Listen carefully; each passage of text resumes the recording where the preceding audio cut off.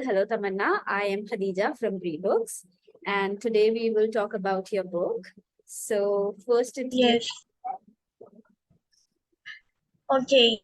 Myself, Tamanna Mahesh Jain. I am from grade 9. My school name is Sri Halari Visa Oswal English Academy, and I live in Bhiwandi. That's great. And you have written an amazing book called The Future of Nature. So, can you tell me Yes. how did the idea of this book came to your mind? Okay. So I would like to share a small, a journey of how I started writing it and what thoughts came in my mind about books. So it was a normal day. At school, I was in my school, and I was in my school and library. So gave us some pamphlets of summer book writing festival, and I read that pamphlet, and I was like, "Who writes a book? No, I'm not writing a book, and I have never heard before writing a book and publishing it." So I used to even get scared of writing an essay. So after that, my teacher, she encourages me that you should participate in this. It's a good opportunity for you. Right. I participated and I was like, what to write in a book? I've never write a book. So I'm very much, attached. I'm very much connected with nature. Right. So I thought of writing about nature, but first I started writing about fictional characters, the trees speaking and all. But after that, I was like, no, it's not working. So I started writing about the future of nature, like what will happen to nature after 40 years. Right. Yes. So you've written your book in two So parts. I have read your. yes, So in the first part, you tell, like what nature is to us and how, we're supposed to kind of blend with it yes, and actually think of it as a part of us and not, to consider it different from ourselves. And in the second part, you tell us like what would happen in future. So that is one great yes. on your book. So how did you decide to, actually put it in two parts? This perspective of how, you can tell people about the book. In the first part, I was like, what I personally feel about nature. I have wrote all that. Nowadays, I'm seeing like there are no trees. Right. Especially like some places are there, like the hill stations and all. They are made for the trees and all, for some kind of peace. That is why I, make two parts in my book. So that first of all, people will understand what is nature. Nowadays, everyone knows nature means trees, plants, and all. But I want to tell them that what you are doing wrong. You know, Yes. that's So why. can you also explain like your writing journey? How is your writing journey? Because you said that you earlier started writing about the fictional character and then you switched to, telling people about how what it actually nature is and how, you are connected to it. So did you actually face any challenges while, shifting to that topic to this one? Or, how was your writing journey overall? So it started like from the school library, and I was very much confused. Like after I got selected for writing a book, I was very much confused. Right, what nature? No, nature is trees, plants, and everything. But what did I write in it? It was very much confusing till 6th or 7th of June. I was too much confused. I didn't write a single word, to be very honest. After that, I started little bit writing about fictional, like the trees speaking to us and this and that. The flowers are like dancing, the leaves are fluttering, like that. And afterwards, I was like, it's like so much childish, and I was not getting any point. Alright. So my mother told me that you should write something unique, which people don't know. Right.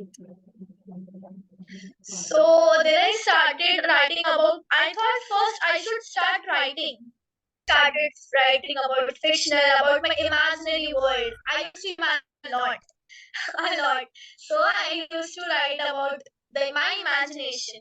Then my mom told me that you should write something unique that will work out, that will affect the people.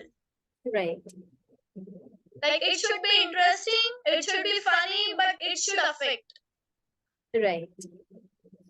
So I thought, okay, I understand your point, but what nature is love. So what should I write? So I took 2 days to, I pressurized my mind I forced my mind to think. So I got an idea to write about the future of nature. I didn't decide the title first. I first wrote the whole book and then I decided the title. Yes, that's pretty amazing. Yeah. So I started writing about the future of nature. Then I thought, first I wrote the second part and then I wrote the first part. That's the amazing thing. Really, it's bizarre. People actually they have this tendency of starting a book and then deciding on what they should write first or how they should open their book, but then have from the last part. Yeah. That's really effective. Also, it does not ever feel as if these two parts are not connected. It is it's a swift transition from the first part to the other one, that it seems as if it's a flow in which you've written the book. Yes. That's great. Also, there's one point that you've tried to convey the relationship of humans with nature, and you've also compared it to that of us having a bond with other human beings. If at one in Yes. actually wrote where you say that if we do not respect nature, we will end up not respecting each other as well. So how did that Yes. analogy came to your mind? Like, how did you think of it? So nowadays people are just, are getting jealous from each other. They are like fighting from each other. Even some of my friends, they are like so much of fighting and they have so much of anger issues. And today's it's a human nature, but we should change it. It's a human nature, yeah. But we have to control on ourselves. Right. That is why if we don't have humanity with each other, we don't have love for each other, how we will love the nature? Exactly. And as you say that, nature is really important in our lives. For example, if we do not care about it, it will ultimately, take revenge on us. And we will end up destroying not just the nature and the Mother Earth, but ourselves.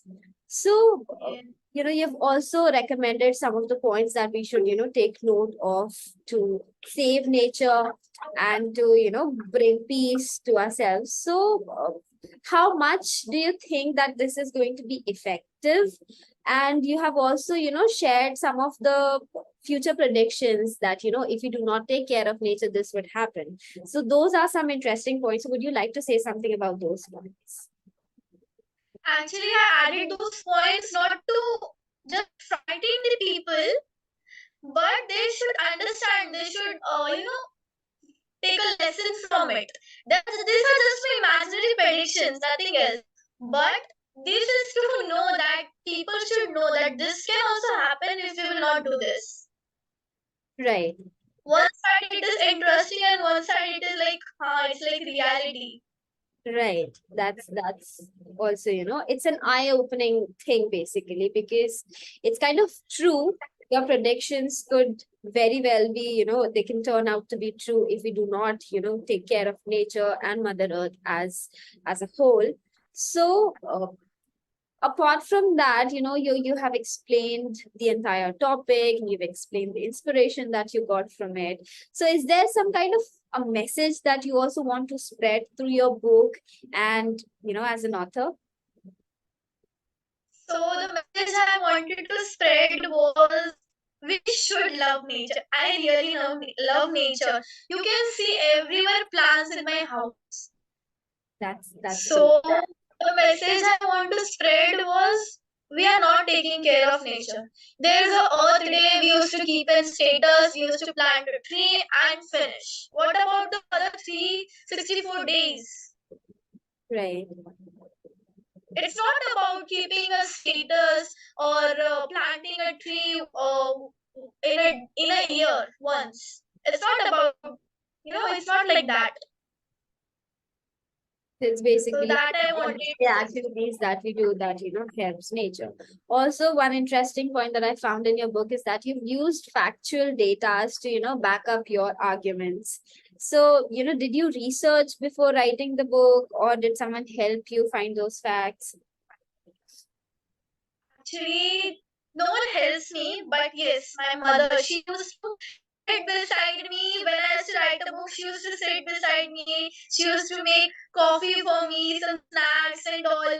All the day she used to sit beside me. So what I used, I was writing about water, and Right. I thought that we should add something reality also in that. Right. That is why at the end of the chapter I added a paragraph and wrote about how much water is remaining. Right. Reality check. That's great. Also, now that you've become an entrepreneur author as well, so how has that journey been to you? I mean, is it exciting, or you when you ordered the first copy of your book, how did it feel? It was an amazing experience. When it was at 8 o'clock at night, and I just finished writing my book, adding all the pictures and all.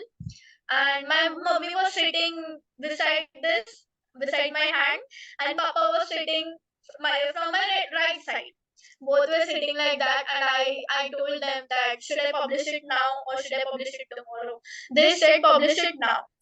When I published the book, when I saw that there will be my photo behind the book, they were very happy. I was very happy, and they were like, "Wow, it's just amazing." So it was really a good experience. That's great. And also, did you share your book with your friends and your family? Yes, I shared my book with my friends, family. My father took a lot of efforts in this. It's just because of him that my 141 copies are sold today. That's an My amazing. parents, So my you must parents have took a also lot of effort. received your medallions. Do you have them right now? Yes, I have them. All right. So how did that make you feel?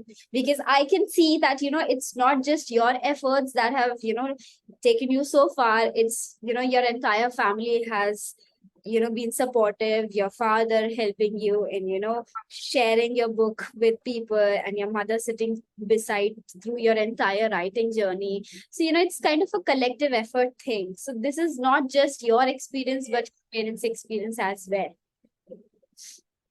Yes. I have just wrote a book. I sometimes think about it that I've just wrote, but I've took one step and they have took two steps for me.